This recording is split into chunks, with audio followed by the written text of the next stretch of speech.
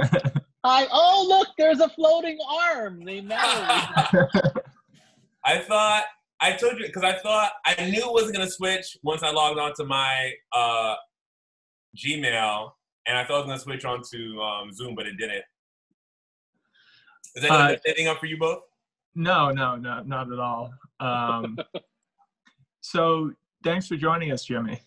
Yeah, of course. It's good to see your face. It is. Anthony, good to meet you, man. It is nice to meet you, although I know you by face. Oh, do you? Oh, yeah. I've seen you many times before. Okay. I apologize. I don't. Don't worry. Every Asian looks alike. I'm kidding.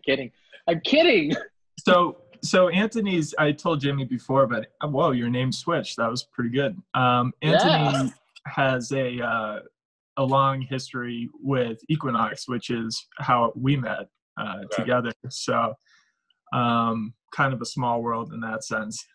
We're all trainers here, so all in good company. Exactly. Great. Everything comes full circle at some point. Yeah, exactly. Equinox, because it's so like interwebbed, everything. Exactly. Yeah. So, Jimmy, Jesse was just telling me a little bit about your story. Thank you so much for making the time, to talk with us. We were talking a lot about the Black Lives Matter movement, and then the George Floyd murder, and all of the press that's out there. And then we were chatting about what the journey was like, because I've been hearing a lot of stories of mothers who, worry about their kids and their sons, from African American families, etc. And there's so much out there that, even for me, I didn't really understand racism until I moved to Germany. Okay. I grew up in Hawaii, so where I was a majority, and you and Jesse would be minorities. Okay. I then moved to New York, where I wasn't really a minority because there was a whole town that was just for Asians. So I've never really understood it until I moved to a different country, and we were chatting about what that was like and what the journey is like for someone that's different from us, and has a different upbringing. And we wanted to hear about what that journey was like. And also, as he was saying, is you have a really remarkable story and message about how to get communication flowing. I don't know if it's a remarkable story, but specifically speaking of social media, there is, it's my opinion that people give their opinions without really wanting to have a conversation. They just want to state matter-of-factly, and this is what I believe, and that's it. If you say something contrary, like, don't listen, don't talk to me, and then you just have like this battle of words and text, and people just like bashing one another without actually having like an open dialogue for understanding or communication. Yeah, I think the race thing is almost like just another example of many, many other issues we have in society that are all kind of handled in the same way on social media, which is just like, this is my side. I put my stake in the ground, and this is like what my point of view is. And I surround myself with people that believe what I believe in, and I don't really want to hear anybody else's point of view. And that could be, virtue signaling. So like, you're kind of trying to come across as like being, in some way virtuous. And then there's, so what I wanted to do today was kind of just like cut through all that stuff, that noise that's being put out there, because like my social media is flooded with like facts, like back in 1776, like this black soldier was forced to do X, Y, and Z. And I'm like, okay, like that's a fact. And that's something that I internalize, but like, I don't know if that's really changing anything for people. Whereas I think like just having a conversation about like what experiences go on a day-to-day basis is what changes things, is what brings impactfulness, And so I agree with you in that the social media aspect of things Although I think everybody should have the right to express how they feel, and I think it's a valid way of expressing yourself. I don't think it should be the only way that we're trying to connect with each other right now. Oh, most definitely.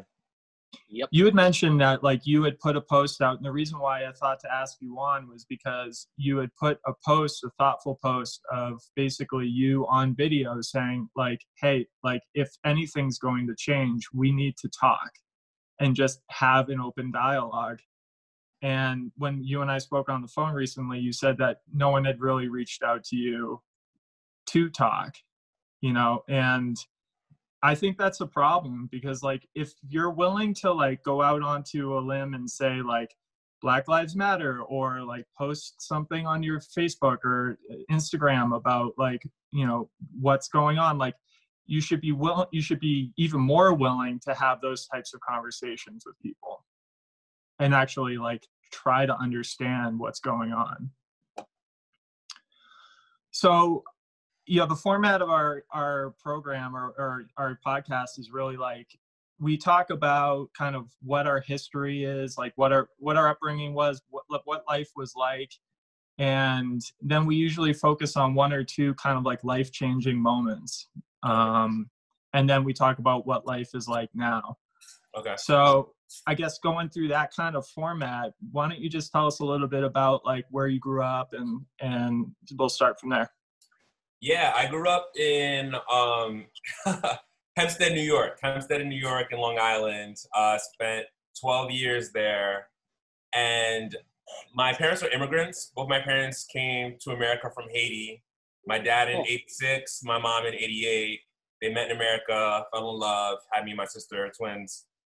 And growing up, this actually just hit me recently, and I understood better now that I'm older. But growing up during the summer times, you know, kids will have parties and people go out, and all my friends had like water guns, and everyone's like shooting water guns, having fun.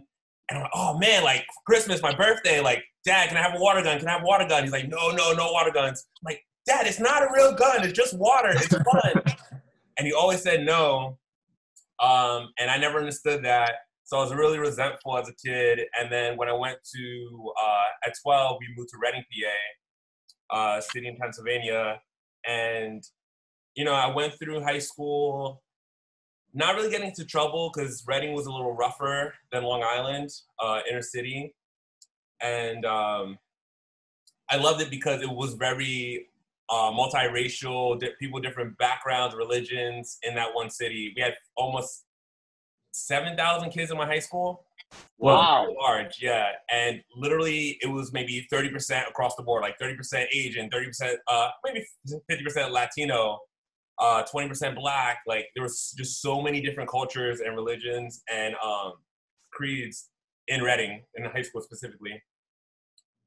And I never really faced racism, like blatant racism, until I was like in college.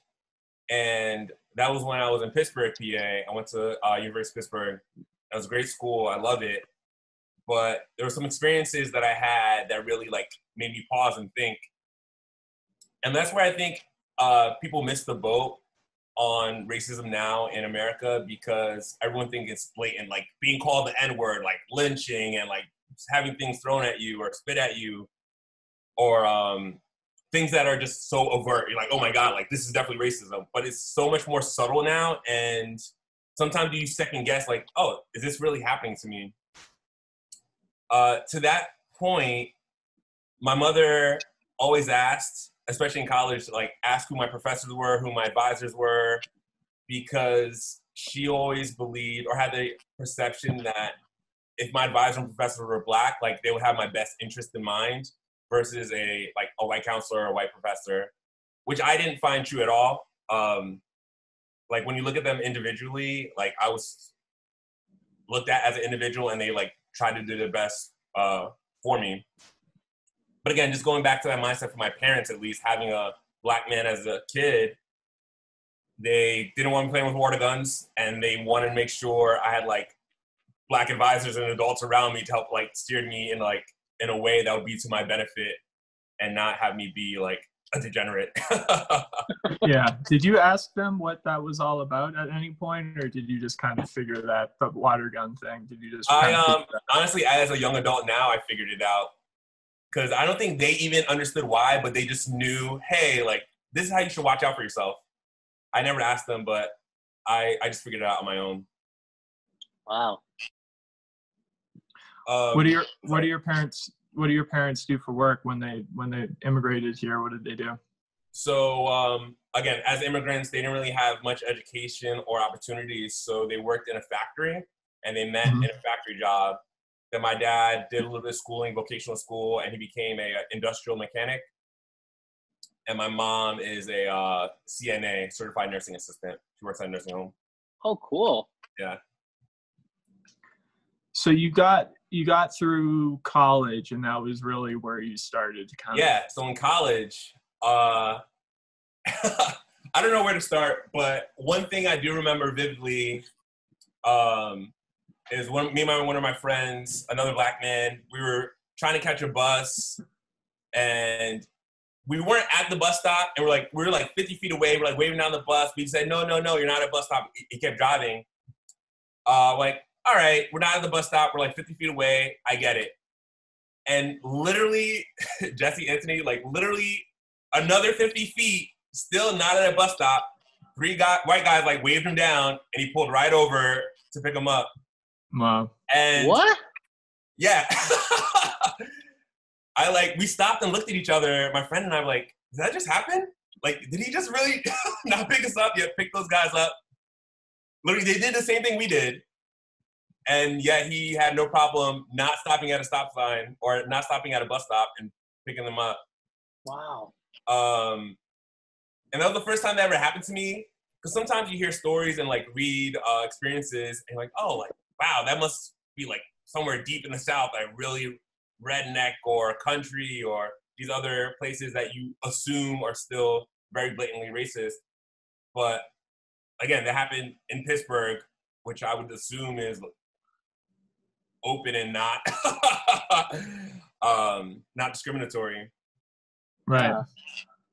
But yeah, so that was the first blatant experience I had with racism. And to my point earlier about things being very subtle, I was walking home from the library. So I'm still in school on campus, walking home from the library. Maybe it's like 12, 1 o'clock at night. I think it's like finals week. And I'm walking home with my backpack full of textbooks. And there's these like 7 white guys walking down the street. We're on the same sidewalk. I'm just coming up, they're going down. And before they get to me, all of them just like jaywalked across the street, like avoid passing me. And I paused. I'm like, did that just happen? Do I look threatening? I have like literally a huge backpack on my back. Walking home, I look tired, 2 o'clock in the morning, coming home from the library. And it was my assumption like these guys were going partying because they had like water bottles and stuff in their hands and they were raucous. So I assumed they were going partying. And again, it was another instance, like, did that just happen? So you're having these like moments where, I mean, you're just having these moments where you're like, it sounds like growing up, like you weren't really like familiar with this concept. So this is like brand new and you're coming into this new, like college is a new experience in general, right? Like we're all kind of like figuring stuff out as we go. And this is happening. So you're kind of stopping and questioning it, but like what kind of like, are you at that point being like, those guys must be racist? Or like, what's your thought process in that moment? No, I don't think there's a lot of research out there and a lot of opinions out there. And I'm of the school of thought that there is a spectrum of racism. And those guys, I don't think they're racist, but they might have some like microaggressions or preconceived notions of, oh man, it's late at night, there's a black guy in a hoodie coming up the sidewalk, like he might be dangerous, let's cross the street. So I don't think they are racist, like, oh man, here comes a black guy, let's cross the street, but like for their own self-security, they may subconsciously think I'm threatening. I don't know. But I don't think they are racist. It's similar to, now I can't remember her, Amy Cooper, who called the cops on Christian Cooper, Central Park. The bird watcher? Yeah. She didn't have her dog on a leash. She asked her to put on a leash, and she's like, I'm going to call 911. I'm calling the police on you. I'm going to say you're attacking me. I don't think she's racist. Like, I don't think she's racist, but she knows that she has the power to call the police and he get in trouble for her actions. Okay. I don't know if that makes sense or if I should repeat that. So she knows the power of her position. Yeah. Yeah.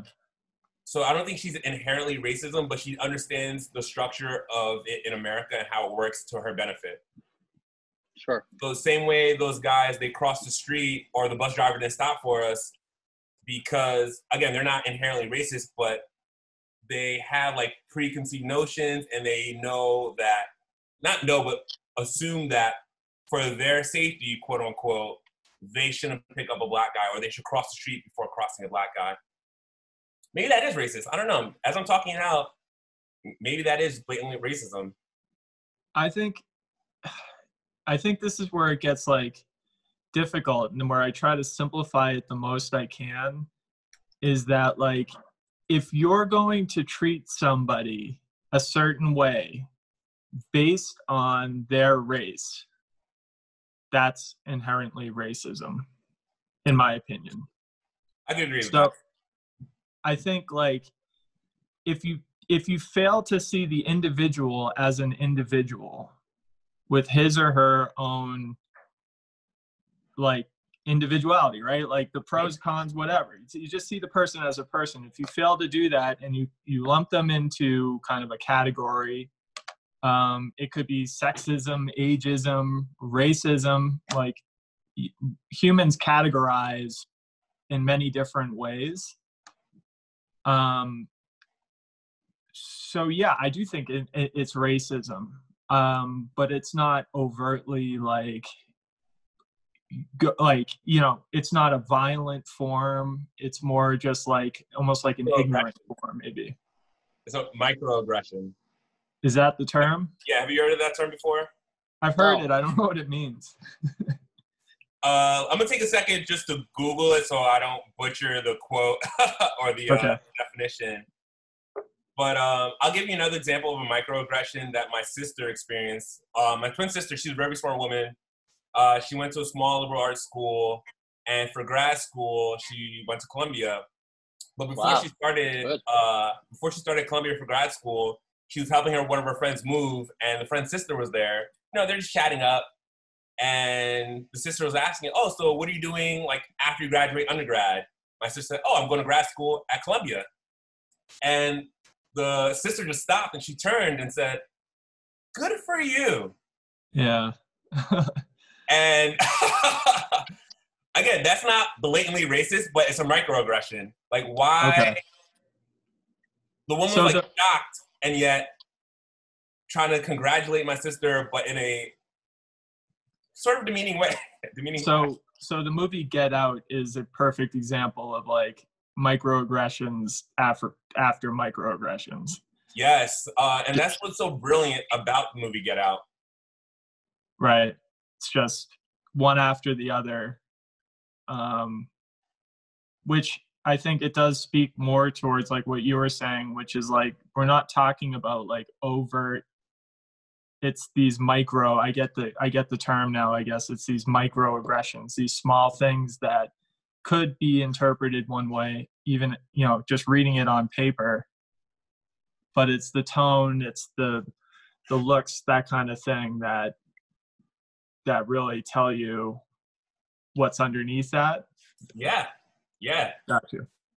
So I'll read a direct definition. Microaggressions are defined as the everyday, subtle, intentional, and oftentimes unintentional interactions or behaviors that communicate some sort of bias toward historically marginalized groups.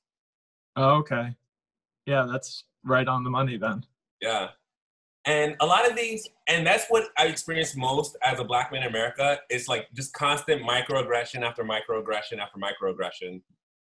Like a lot of, again, I just told you the instance with my sister. There was another instance I was on the phone, and the person I was on the phone with, a white woman and her friend, and when we got off the phone, she texted me later and said, wow, my friend, she thought you were a white man because you sounded white. I was like, oh, I thought Jimmy was Black. And I was like, what do you mean? She's like, oh, she thought she knew you were Black, but you sounded white. And I couldn't I understood what she meant, but that was another example of a microaggression. And that's something that a Black person in America or a person of color or indigenous person experiences every day. Anthony, I don't know if you've ever experienced that, like as a Hawaiian, Asian, like, oh, Anthony, I thought you would like wear grass skirts or something. That we hear quite often, and coconut shells. And then the common question is always, do you wear anything underneath your grass skirts? Which, of course, then we have to educate the world and let people know that you only wear things under your grass skirt during winter. Everybody knows that. Exactly. Wow. No, I'm sorry. So now, okay, so I'm getting kind of a clearer picture. I mean, so keep going, and then so you're in college, this microaggression stuff starts happening. Bus, people crossing the street, stuff like that. Like, what is going through your mind at this point? It's something I've struggled with up until recently. So I know and understand how Black men specifically are portrayed in society on the media, like we're aggressive, and me being 200 pounds, 6'1", doesn't help because I'm a pretty large man. So I always try to be non-threatening, joyful, laughing, always have a smile on my face so people could be a little more disarmed and not be worried when they're around me. And I'm welcoming and warm, and they would want to be around me. But it was a bit, for lack of a better term, it was like a bit of a facade because I was like putting on this face to try to make people feel comfortable. And yet I didn't feel value, or I wasn't comfortable in my own skin because I was afraid for people to perceive me as a Black man. Right. Because I might be threatening, or I might be violent, or a predator. We don't see that too often, but in the 80s and 90s, there was a lot of that. And I feel like it carries over a bit. Yeah, I wonder about that too, is just like how much, if not all of it, in my opinion, has just been like, it's like society as a whole propagating these stereotypes. Yeah. I mean, like, I can't claim to understand any of that, but I can recognize that it's there. So you were feeling like the pressure was on to try to change, not be authentic, not be your authentic self, your true self, for fear that you would be viewed a certain way. And that's honestly the irony of it, Jesse, because that is my authentic self, but I was doing it for the wrong reasons. Okay. Because, again, it wasn't until recently where I realized it doesn't matter how people perceive me, because if someone like Anthony I just met officially, and he sees me as an individual, he's going to take time to know me, get to know me, become friends, we'll chat, we'll banter, etc. And he doesn't have any preconceived notions because he hasn't met me as an individual yet. But others who already have a preconceived notion of what a Black man is, they're gonna have their guard up and like not be willing, or might be fearful of me. And I always, when I interact with people, I always assumed that was their mindset. They would be fearful of me, or they would find me threatening. So I would try to be joyful and warm and welcoming. But then I realized, like, people who already think that way are always going to think that way no matter what I do. So for me, I have to be as authentic and genuine for myself so I could like live and enjoy life. And again, as recently as like a few years ago, I felt such, like there was a chip on my shoulder. There was like this chip for so many years, like 20, 25 years. And now I feel so much better. Like the chip is gone. Like I'm just as authentic, jovial, warm and welcoming as I was before. But now it's not for that reason of trying to make people be not threatened by my presence. Okay. Well, that's huge. What brought that change about? Do you have a particular moment in time that you could point to that mind frame, that mindset that you have now came about? Well, let me ask. Please, Anthony. My question is also, as you said, you're 6'1", you're over 200 pounds. Were you, as you were growing up, was the fact that you were a big guy, a big sturdy guy, was it reinforced when, from your parents and from the community and whatnot, that, that you had to be, that you had to diffuse the image of what people saw? Or was it something that you just came to on your own? Or was it because a product of all these little things that you had that in your head? That's honestly the $1 million question. I have no idea. I don't know. Okay. Was it the chicken or the egg? I don't know if it's just something I started doing. I don't know if it's from all the microaggressions I've experienced. I'm like, all right, Jimmy, you gotta like disarm these people, like have them be comfortable around you.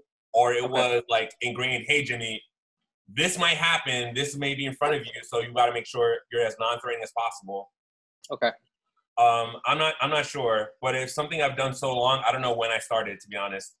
Got it. And I knew I was going to be here talking with you two. The more I thought about it, the more I came to realize that's how I've been acting. And again, it's so ironic because just naturally, I'm such a like gregarious person. I'm so affable. Yeah. I'm an extrovert to the maximum.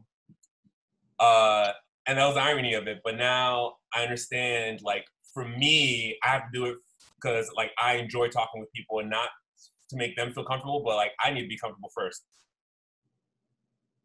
And, Jesse, I don't know, to answer your question, I don't know if there was one event that happened. I think it was mostly, like, a culmination of all my experiences, all these microaggressions, that it just clicked. And I just started, like, for me, I'm an individual. If I meet someone, like, I don't need to disarm them. Like, I'm who I am. Like, I'm not threatening, and I know that. It's just interesting, like, that you get that insight. It almost seems, and this sounds stupid, but, like, kind of almost like a divine kind of thing. It just came out of nowhere, essentially. What I just, maybe a little bit off topic, but like, what about, so those were like examples of individuals, like the bus driver or the person crossing the street or the person that, what's that? As a person, there was 7 people crossing the street. Yeah, the group, or the person with the Columbia example. Oh yeah. What like, can you speak a little bit to kind of more the institutional side of it? Like, what's going on today in our country about the police? Like, and how many horrible examples we have in recent history of police brutality and racial profiling and just outright murder. I mean, one, like, have you had any examples of that happen? And two, like, even if you hadn't, I imagine that has to play into kind of how you feel just walking around in society today. So for me, I'm not proud to say, but driving to and from college, I got a lot of speeding tickets. It was 250 miles. I got a lot of speeding tickets. And in those instances, I've never had a bad experience. Like, I got my ticket, I paid my fine, no issues. And there was one time, like, I went to go fight a speeding ticket, and the judge asked me where I was going, and I was like, oh, I was on my way to work, which is true. And my client was a lawyer, and I just dropped her name, and the judge knew her. He said, oh, like, you're in grad school. This is when I was in grad school. Oh, you're in grad school, you know, a lawyer, like, all right, let's just drop this. I'm like, oh, wow, like, the institution's not that bad. And I was like, oh, it's just in movies, and it's not as bad as people say, even though I've seen things online or even in the media when Black men or people of color die in the hands of police. Right. But then, again, like, until something happens to you, you don't think or realize how real it is. I was in Roxbury, New Jersey, visiting a friend, and it was the 5 of us, 2 Black guys, including myself, an Indian, a Latino, and his girlfriend. So, nice neighborhood, nice car. We're on our way to a lounge. We stopped by the convenience store, picked up some treats, driving to the lounge, and whoop, whoop, got pulled over, which was weird because, again, we literally just left the convenience store. Nothing could have happened in the quarter mile we went. Right. So pull over, and the 2 cops pull us over, and they're like flashing the back. It's like, put your hand, like screaming at us, put our hands on the, I'm sitting in the back seat. I put my hands on the seat. He yells at me, put his hand on the seat. Everybody has their hands up on the seat. He calls her back up. I'm like, what's going on? And 8 more cops show up. Or 6 more cops show up. Now there's like 8 cops there. They like take us all out of the car. One of the cops takes the girl all the way down the way, like to talk to her privately. And we're all lined up. They're asking us questions. And they're screaming in our face, and they pull someone else off the side to go search him. One by one, they're searching us. And I'm like, again, I'm not asking because I'm afraid now.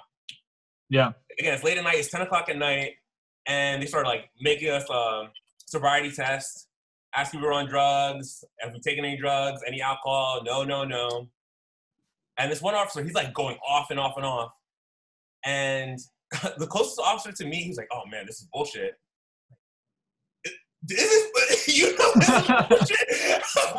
Why are you going on with this charade? Like, why do we have to, and it's cold. This was in January or February, and they searched us, like, they made us take our jackets off. So we're like, I'm in a t-shirt, shivering, and the officer close to me says this is bullshit. Like, why are we going through this charade?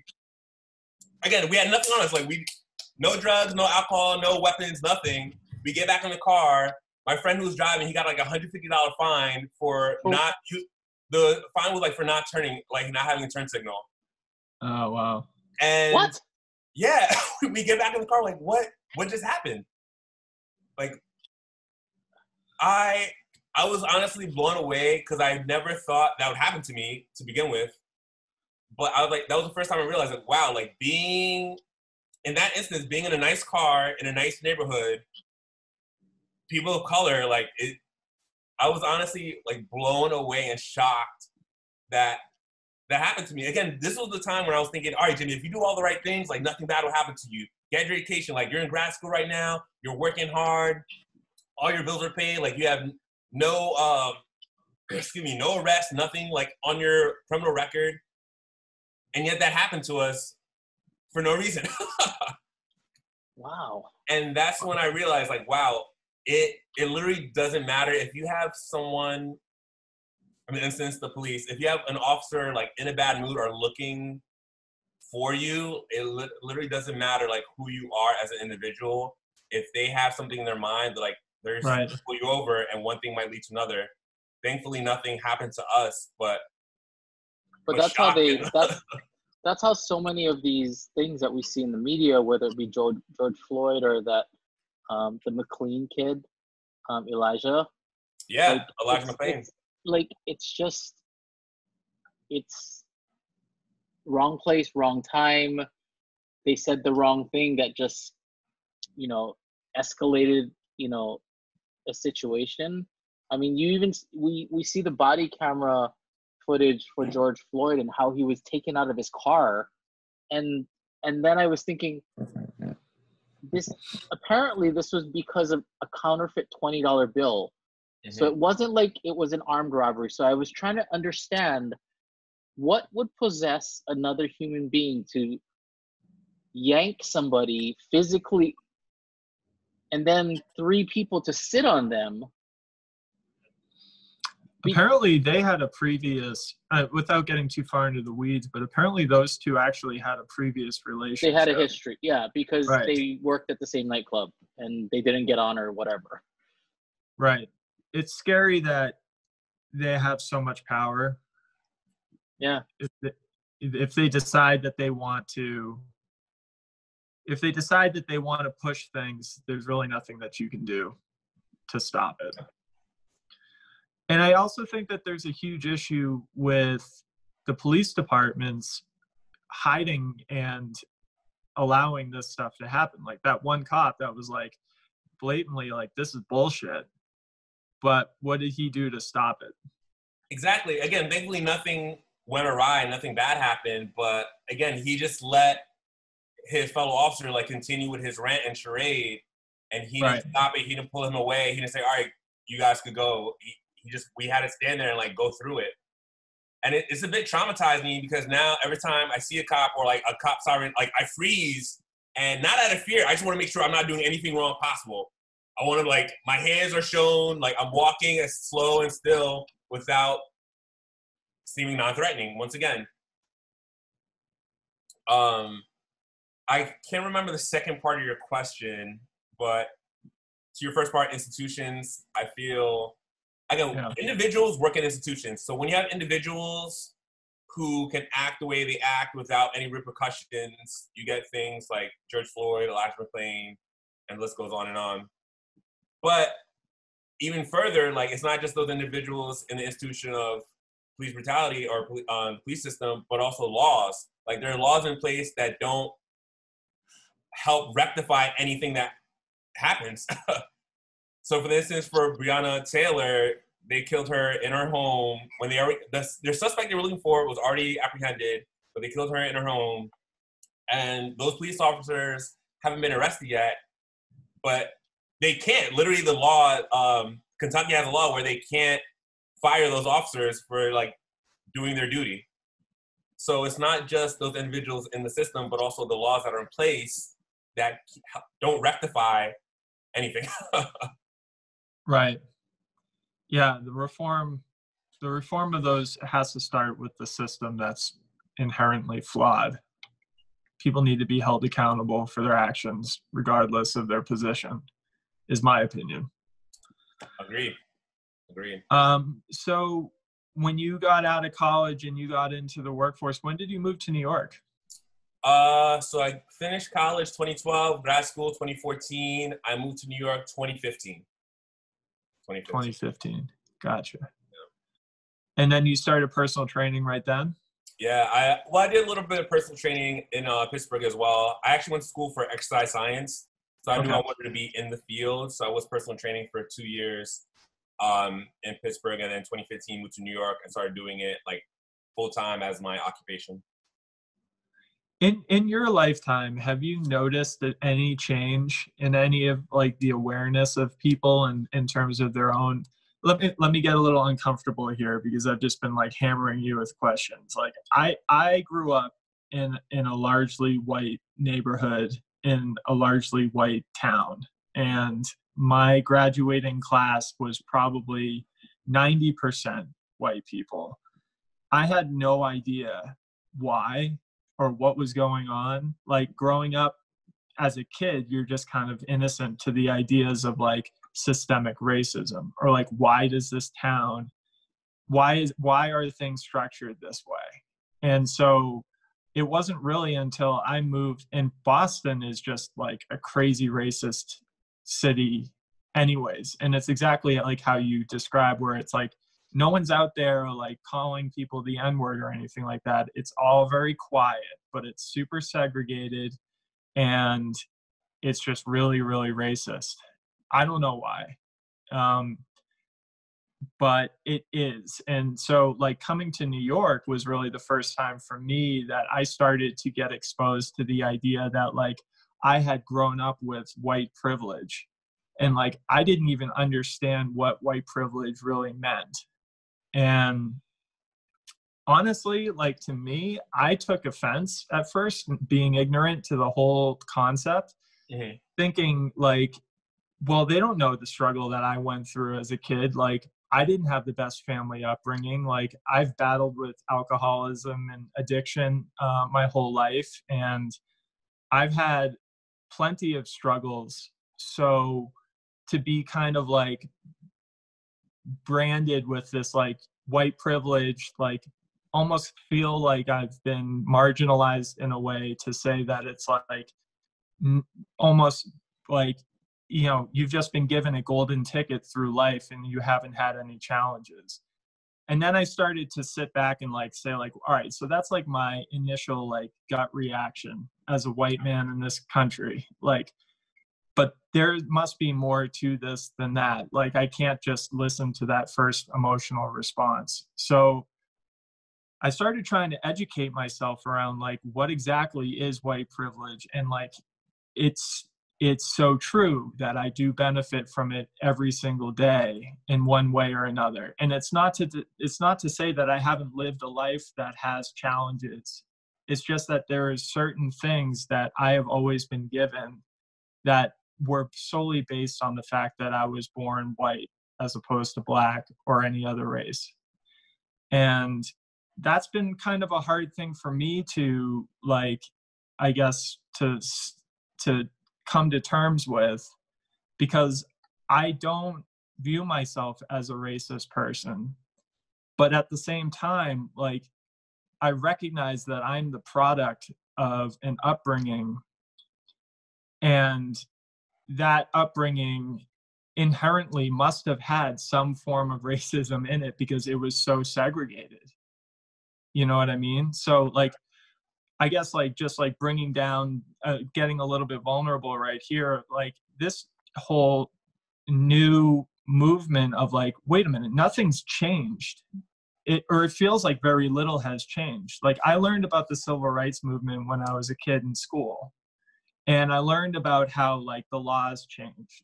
And I learned about how like slavery was abolished. And I learned these things, these big monumental things in our society that were supposed to have changed things for the better. And I think in large part they did. But like, there's still so many issues that have been unresolved. And it's hard for me to like see where I fit in all of that. You know what I mean? And I also have become like increasingly aware of and sensitive to like, am I propagating like microaggressions somehow that I'm not even aware of? Like, that definition you gave is like, oftentimes you're not even, the person's not even aware of what they're saying or doing. Yeah.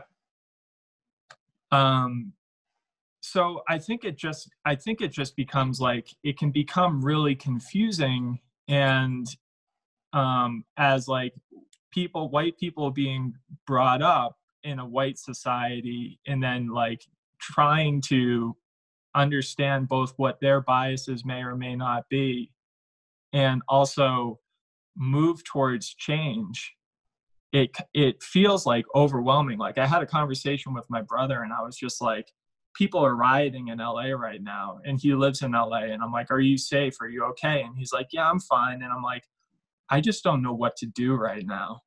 Like, do I go on social media right now and like start posting shit? Like, is that really me? Is that even genuine? Like, what do I do? You know? And I kind of still feel that way. Like, I want to help and I want to change things. And I don't know how I'm perceived on a day-to-day basis, because I kind of feel like I represent the establishment. You know what I mean? So I don't even know if I have a question in there. I just feel like I wanted to get a little bit more vulnerable and just share like my experience, like where I'm coming from when it comes to, you know, what we've been talking about today. Thank you for sharing that, Jesse. That was well appreciated, very much appreciated. I'm glad you brought up white privilege, because that's essentially what I was getting to with my earlier statement about Amy Cooper knowing her position. Right. Like, Amy Cooper as a white woman can call the police on Christian Cooper, a black man, saying, hey, he's attacking me, and know that society will be on her side and the police will be on her side, i.e. white privilege. And what else did you mention? Oh, going to your point, like, we all live in our bubble, whether that bubble is self-made or not. You grew up in a neighborhood that was mostly white, and that's okay. But now you're trying to reach out and see where you can be more help to disenfranchised communities and those people. And I think you're doing the right things. Like, one, starting these conversations, and then two, looking at one, who you surround yourself with, and starting to see, do you have any microaggressions that you perpetrate as you're talking to these people or as you go through your life? And I think those small steps, and then from that small circle, you expand out further and further out. I'm not a fan. I'm a fan of posting on social media just because, like, it's bringing awareness. People are seeing it. But there's so much more work to do aside from, like, having a post, posting a meme and that, like, front. Yeah. It has to go deeper, like starting with your circle and then go wider to your neighborhood, go wider to your community, then your city, state, etc. Yeah.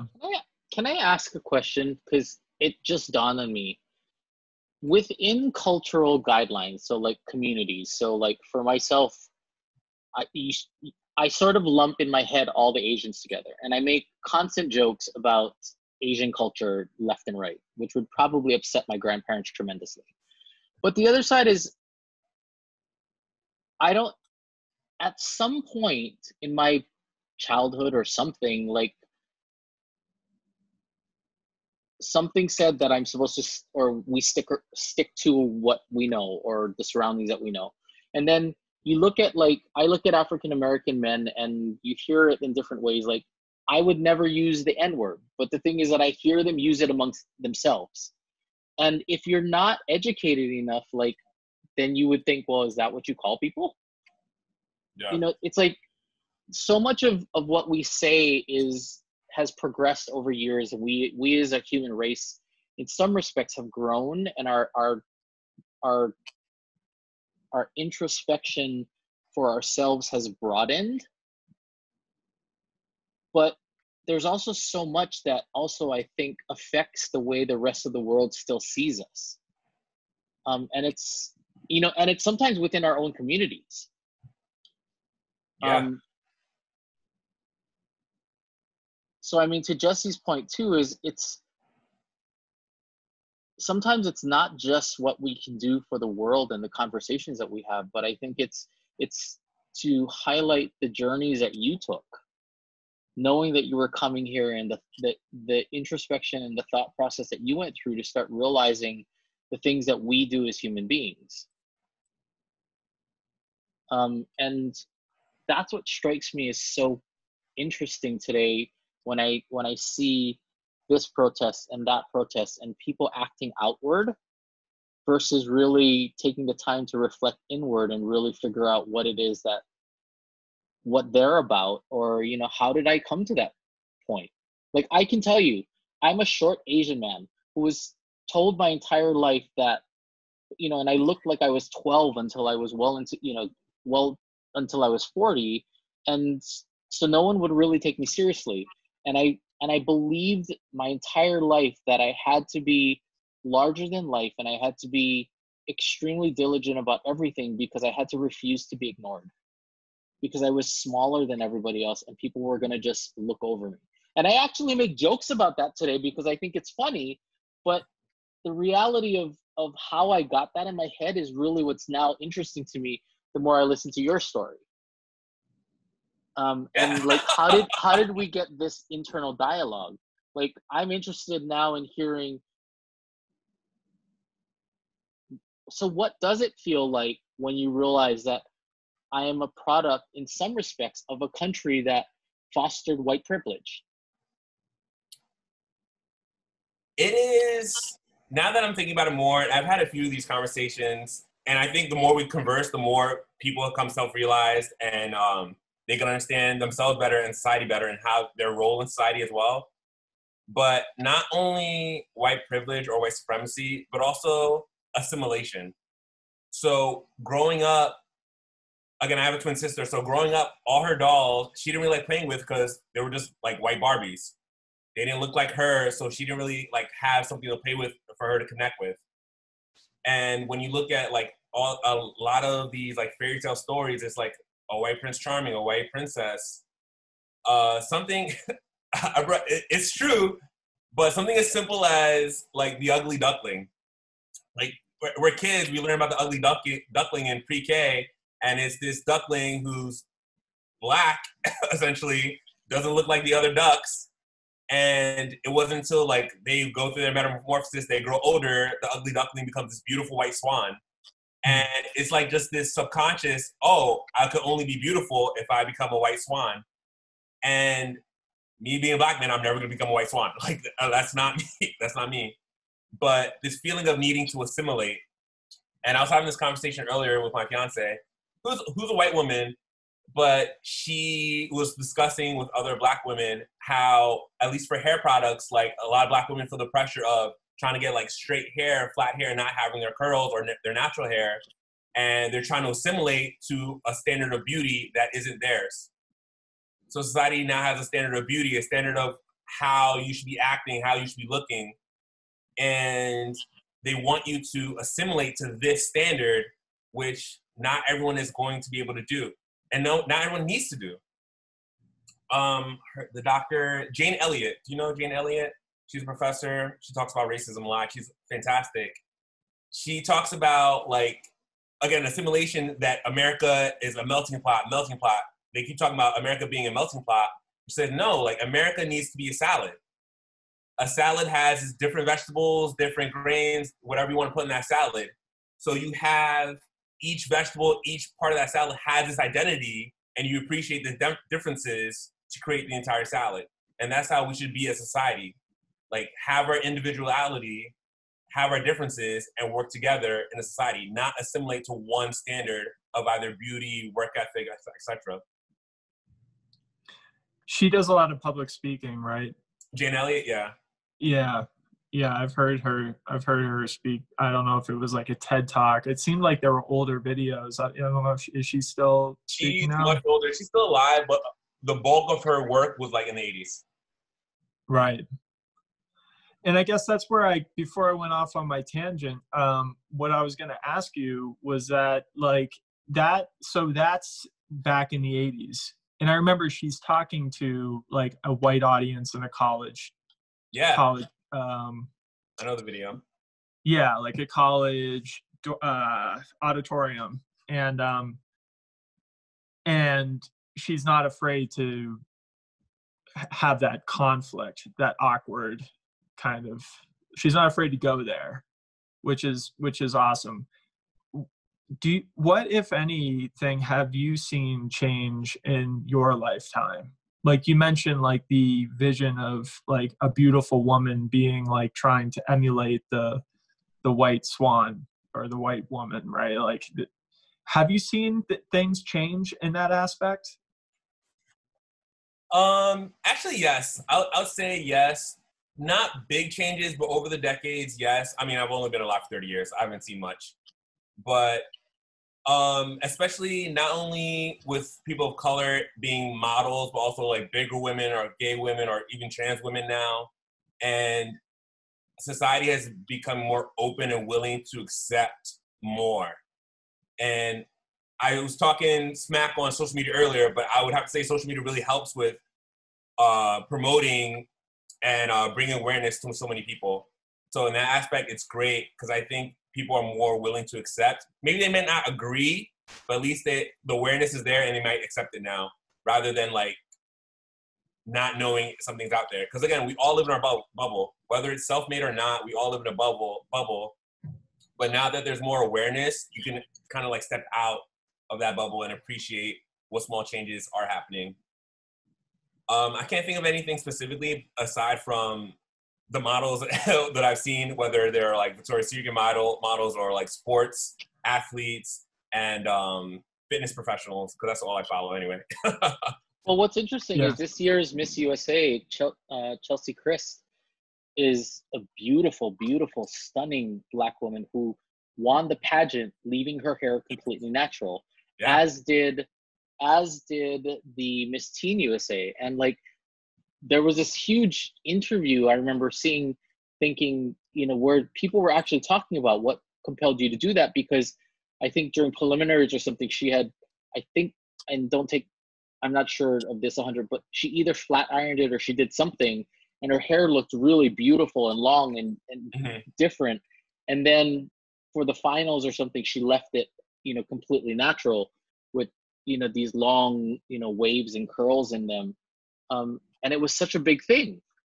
And I remember her talking specifically to the point that you were just saying, is that she wanted people to realize that her natural hair was beautiful, and that there was a time in her life where she used to spend hours, which I didn't know about, just, flat ironing her hair and making it look like a certain way.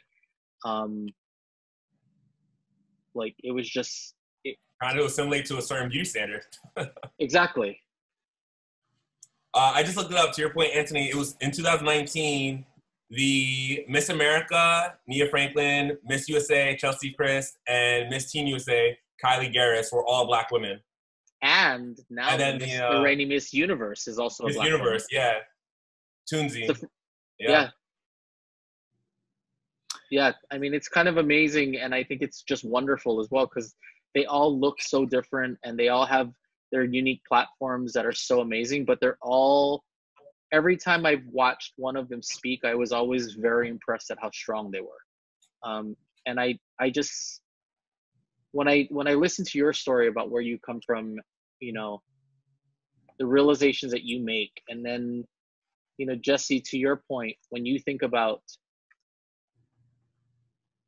what it was like for you growing up in your town, when you take a moment to step outside to then view it from the outside looking in, it's kind of interesting, and it's so wonderful to see that, the African American community really has grown so much in some respects, just globally. I mean, they're such eloquent speakers.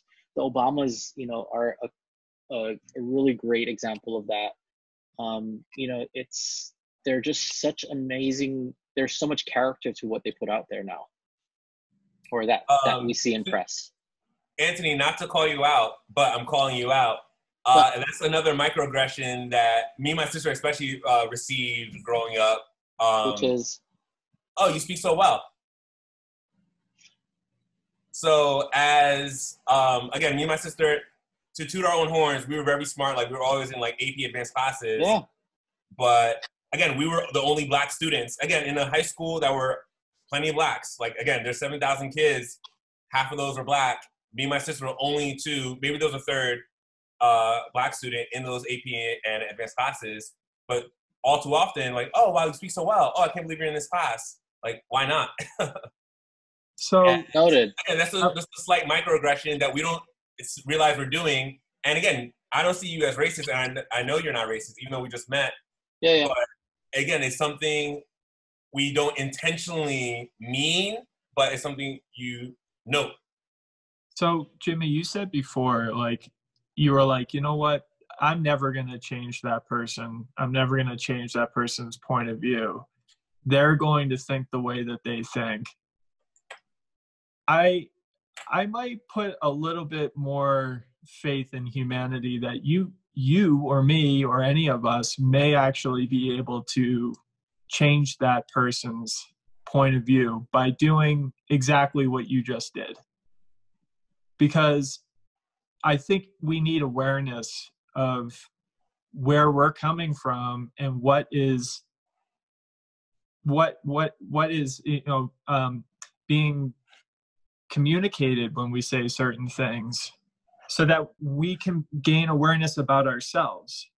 Completely. Because 10 times out of 10, that person thinks I am giving you a compliment. How could that ever be construed as anything but positive? I'm being a good person by giving you a compliment. It's like basic human nature. I'm giving you something. And you're taking it as like, that's another person that has commented on the way that I speak because of a racist stereotype that I shouldn't be able to speak well. And because I do, that's noteworthy. Whereas if I was white or Asian or any other race, potentially some other races, that comment never would have been made. So you're taking it as that's a microaggression. Anthony's saying, I'm giving you a compliment, but how is that ever going to change unless one of us gets uncomfortable? No, and I would, yeah. Anthony, not to cut you off, but not to speak for you, this is how I interpreted it. You were saying, especially about Obama, like now Black Americans have a platform to be heard and seen and like show off how much they can excel. That's what I took that you were saying. Sure. I don't know if that's where you were going, but I understood it as now in recent years, Blacks now have more of a platform to show how well they can excel in either like politics, economics, industry, the workforce. However, I understood the microaggression as well of, like they can show how well they speak. That's what I wanted to say. Because it's funny it because also be both. It's not just like, oh, I just heard the microaggression. Like, I'm not going to take consideration of everything he said. Like, I took in consideration of everything he said, and I also noted the microaggression. And I think he intentionally wasn't trying to be aggressive. That takes a lot of like emotional maturity. Yeah. To like have that pause button, because like when I get offended, the first thing I feel is like my chest tightens up. And I feel like I want to be like back at you. It's like a reaction.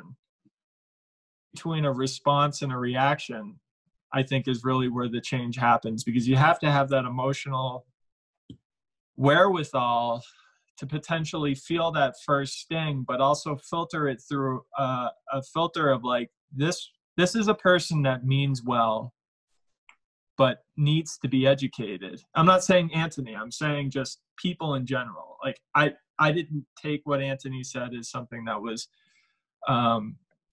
very offensive, but I'm saying if you are offended, any of us are offended, the first thing we want to do is react, and then to have that pause button to say, and this is actually going back to like my learnings in recovery is like, I often feel like I want to react in situations, and instead what I try to do is say, this is a sick person, let me see how I can be of service.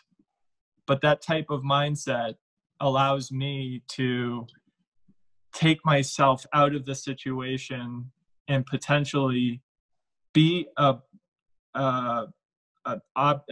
tool, like be something that can change that person's perspective. I don't know if that makes sense. It makes complete sense. I think one of the interesting things about it was, I think it's a perfect way for us to start figuring out is how do we heal the rifts? How do we, start the conversations? Yeah. Because I know what I felt when I said it. And I also just heard how it was received. And what I felt when I was saying it was, by far, I would have said, the women who won the titles that we were talking about earlier were the strongest speakers, not because of I thought that they couldn't speak, but because of the platforms that they stood for. So that's what I was like. So what's interesting is like, if we as human beings are unaware of whatever, we've been taught culturally, subconsciously, how do we start, because let's face it, in my opinion, not everyone has emotional maturity or emotional intelligence. And so much of what we do in our everyday lives, Jesse, I mean, you know this better than anybody else, is like, we deal with politics. It's who's above, who's, and how do we live our best lives and try to make the greatest impact for the world and try to educate people through conversation? Because we're having a dialogue around this, which is great. I'm listening to what Jimmy is saying, and I'm hearing also the point that you're bringing up. But, in the real world, I think what's interesting as well is, I'm sure Christian Cooper was probably not yelling at a woman in the park saying, "Leash your dog, you're scaring my birds." Like, but for some reason, it always gets a response that is so elevated very often that I know for myself is very often I'm guilty of just leave well enough alone. It's whatever. But that doesn't help anyone. It doesn't. And sometimes, like, again, like, life is hard, and sometimes you don't have to deal with anything. So just like whatever. I'm fortunate because everything you all said about having like emotional like awareness and emotional intelligence. I'm fortunate for my position. Like, as a coach, I'm constantly talking to clients and communicating with clients and like giving them room to speak. I like crafted my art and I understand how to talk to someone so they can be responsive and open, where a lot of individuals don't know how to have a conversation. So when you don't know how to have a conversation, to Jesse's point earlier, if you're just like reactive and like just offended by someone's statement, you're not going to be willing or open to listen or be responsive. You're just and that can reinforce someone's, and I think that's where it becomes a double-edged sword, is that can actually reinforce whatever that person's viewpoint is. If they say something and it gets a bad reaction, then they're like, oh, see, that's what I thought, so it's like, how do we overcome that, where we just start seeing individuals as individuals, I think, on both sides. I know I wouldn't have any patience for it, honestly. I mean, like, all I can say is that, like, I admire that you're willing to like have these conversations, and that like you're willing to put yourself into that kind of uncomfortable space, because I really do think that that's the only way that we're going to be able to change.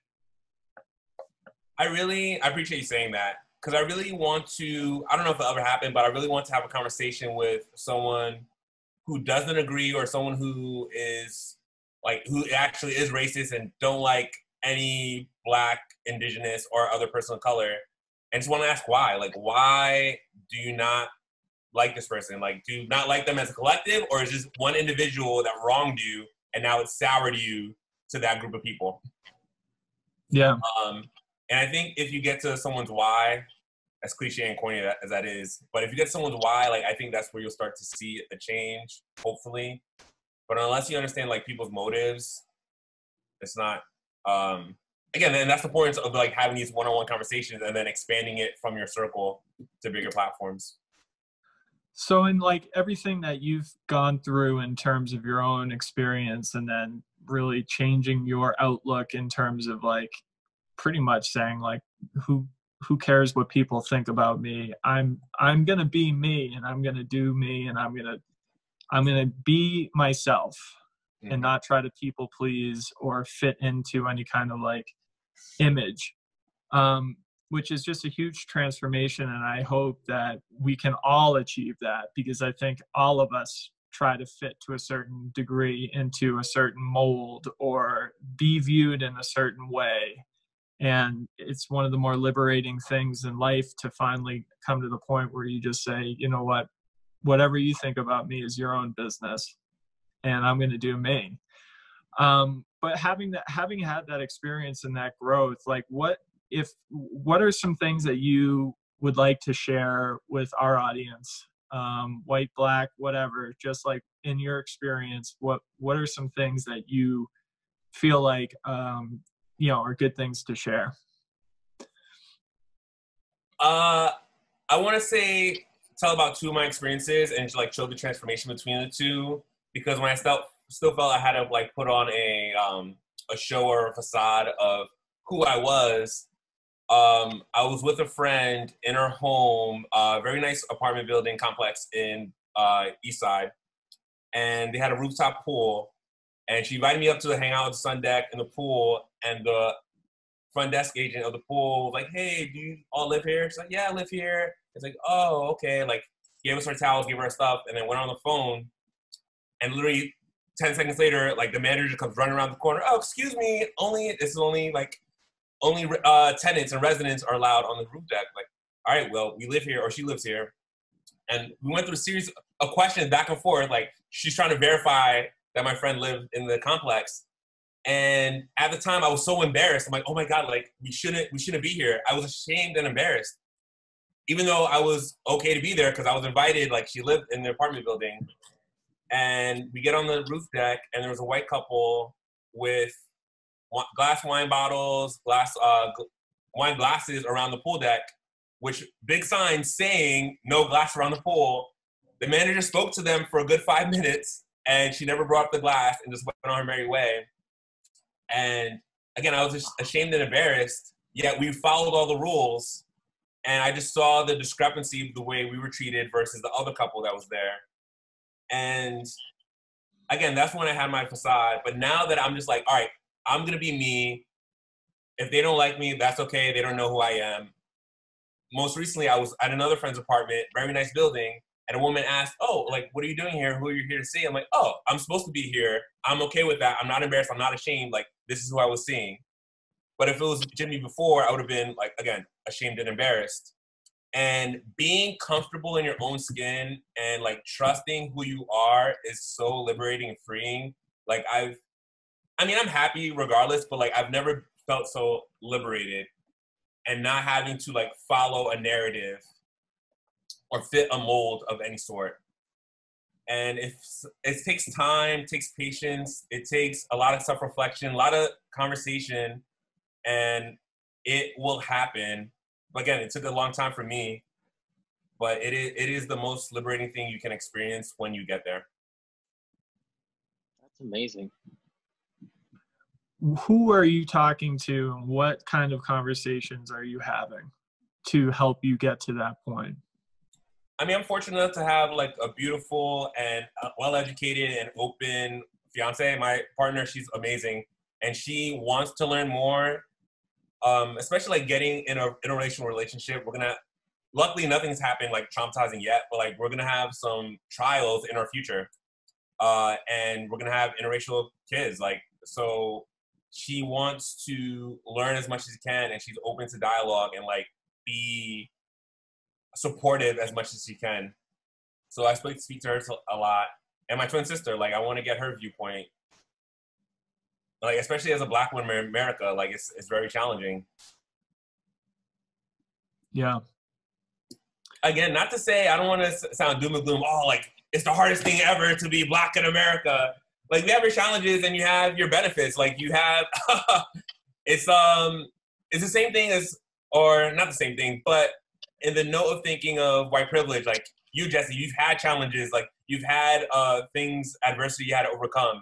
White privilege doesn't mean like you scot-free just walking around the neighborhood. Life is great. No, but the same thing as like Black America. Not everything's all doom and gloom. Like, no, we can be successful. We can be great at what we do. We don't have to fit a mold or assimilate to society's standards to be successful or be happy in our lives. That's the main point. Awesome. I really appreciate you. Very enlightening. Yeah, thank you so much. That was really great. Thank you so much for your time, Jimmy. Yeah, thank you both. Again, hopefully this will reach a very large audience. I hope so. Yeah, I mean, I think from my perspective, my takeaway is to just continue self-reflection, continue talking with other people and trying to connect any way that I can. Yes, treating people as individuals. Yeah, and like move beyond the superficial into real conversation and live a good life. Exactly, live a good life. Yes. Awesome. Jimmy, on behalf of Jesse and I, thank you so much for being a part of the Journey NYC podcast. We absolutely have appreciated your time and everything that you brought to the table. Thank you. Thank you for giving me a space to speak. Yeah, man. It was great to have you. What part of New York are you in right now? Are you up in, did you say you're up in Harlem? Washington Heights. Washington Heights? Yeah, just past Harlem. Yep. How's things going on up there? So remember the bubble I was talking about? Even up here, like last month when all the protesting and like marching and even riots and looting was going on in the city, I had no idea. People were calling me, texting me, like, Jimmy, oh my God, are you okay? Like, there's so much looting and riots. I'm like, really? Like, nothing is going on in my neighborhood. So I was in the bubble of my neighborhood because nothing was happening here. I didn't realize other things were happening. So I stepped out my bubble and like went just research and see what was going on across the city.